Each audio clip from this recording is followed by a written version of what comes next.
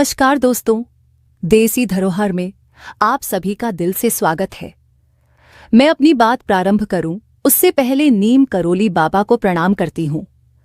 उन्होंने कहा कि अगर आप अपनी मृत्यु के समय एक आम की इच्छा करेंगे तो आप एक कीड़े के रूप में जन्म लेंगे। अगर आप अगली श्वास की भी इच्छा रखेंगे तो आप दोबारा जन्म लेंगे।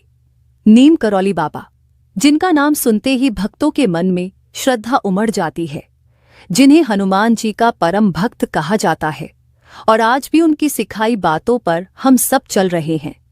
बाबा जी का जीवन चमत्कारों से भरा हुआ था। बहुत सारी कथाएं उनके बारे में प्रचलित हैं। कहा जाता है कि बिना कुछ कहे ही वह लोगों के मन की बातें समझ लेते थे और परेशानियों का समाधान कर देते थे। नीम करोली बाबा, जिनका वास्तविक नाम लक्ष्मी नारायण शर्मा था, उनके पिताजी का नाम दुर्गा प्रसाद शर्मा था। 17 साल की उम्र में उन्हें ज्ञान की प्राप्ति हुई। उन्होंने घर छोड़ दिया और अपना जीवन हनुमान जी की भक्ति में लगा दिया।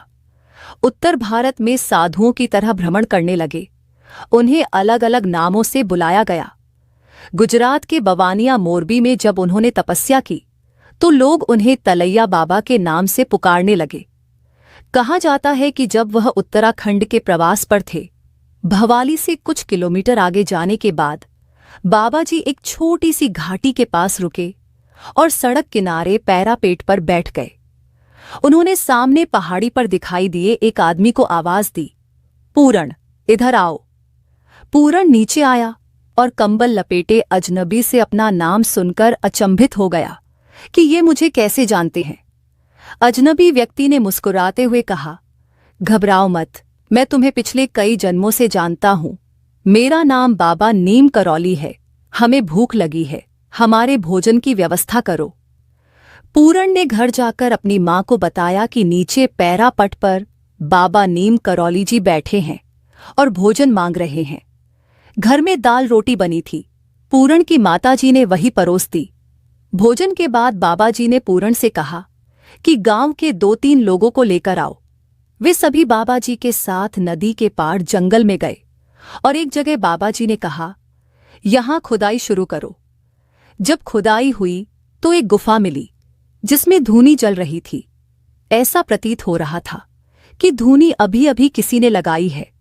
धूनी के पास चिमटा भी गड़ा हुआ था। बाबा जी ने कहा, हमारे पास कोई चमत्कार नहीं है, चलो अब यहां से हनुमान जी बैठेंगे। बाबा जी ने स्थान का शुद्धिकरण किया और वहां कुटिया बनाई।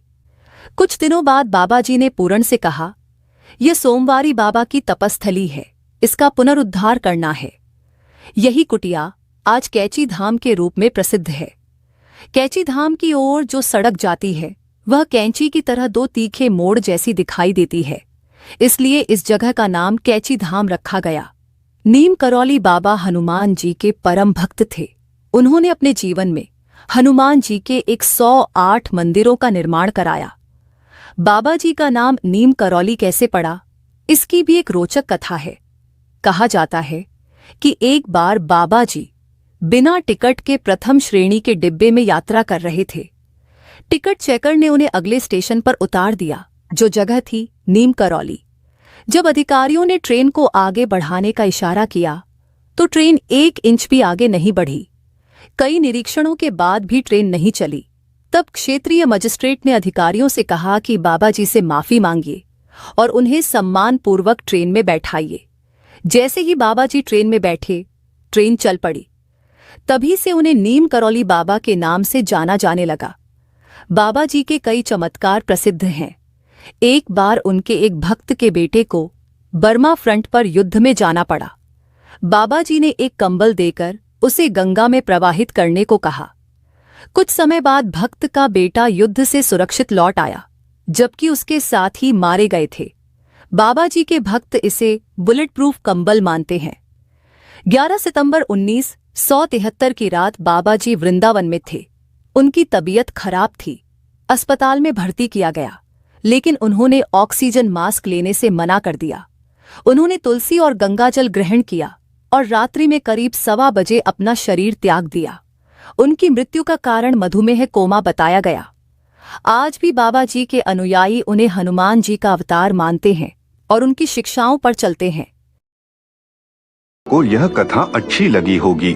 अगर अच्छी लगी हो तो वीडियो को लाइक करें और अपने इस चैनल को सब्सक्राइब करने का कष्ट करें। अगर आपने अपना प्रिय चैनल पहले से ही सब्सक्राइब कर रखा है तो इसके लिए हम हृदय की अनंत गहराइयों से आपका कोटि कोटि धन्यवाद करते हैं। अगली प्रस्तुति में हम आपके लिए एक नई कथा लेकर आएंगे। तब तक के लिए जय हिंद, जय भारत।